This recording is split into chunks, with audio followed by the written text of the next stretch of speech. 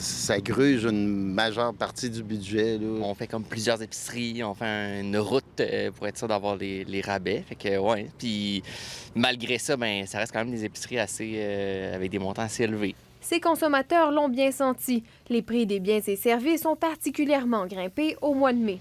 L'inflation a fait un bond de 3,2 % au Canada par rapport à la même période l'an dernier.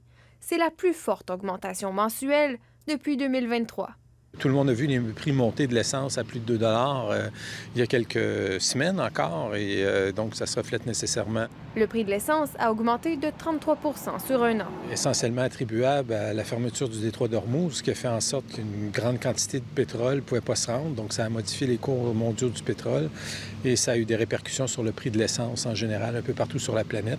La hausse du prix des carburants se répercute en épicerie.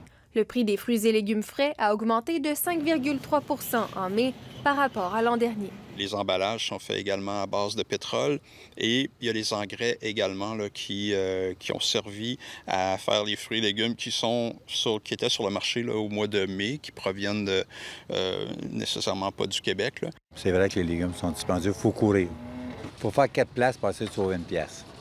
Autres facteurs qui ont fait monter les prix, des perturbations climatiques au Mexique et en Californie et la réduction de certaines productions maraîchères au Mexique à la suite des tarifs américains.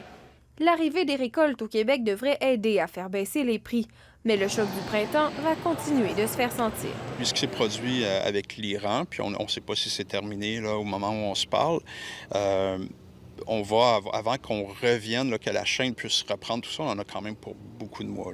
Certains secteurs demeurent moins touchés par l'inflation. Pour ce qui est de certains postes de dépenses, là, qu'on pense au logement ou aux biens durables, les prix sont tout à fait sous contrôle. Quand on enlève l'effet de l'essence, l'effet du prix des carburants, on a une inflation qui est tout à fait sous contrôle. De quoi consoler un peu les consommateurs.